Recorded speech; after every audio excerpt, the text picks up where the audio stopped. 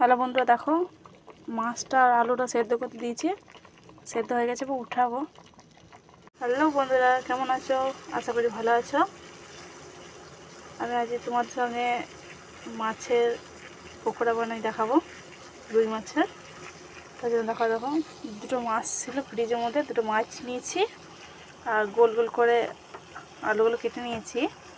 আর এদিকে জলটা দেখো গরম করতে দিয়েছি, দেখছো বন্ধুরা, জলটা গরম করতে দিয়েছি। মাছগুলো এখন এর মধ্যে দিয়ে দেবো সেদ্ধ করতে যেত। হ্যালো বন্ধুরা, দেখো তো মাছটা ভালোভাবে সেদ্ধ হয়ে গেছে। কাঁটাগুলো ছাড়িয়ে নিচ্ছি মাছে থেকে, কারণ যেহেতু এটা করলে কাঁটা সমেত খাওয়া যাবে না, যেহেতু তাই জন্য মাছ থেকে কাঁটাটা আলাদা করে নিচ্ছি ছাড়িয়ে। হ্যালো বন্ধুরা, দেখো ভালো প্রায় শেষই হতে চললো।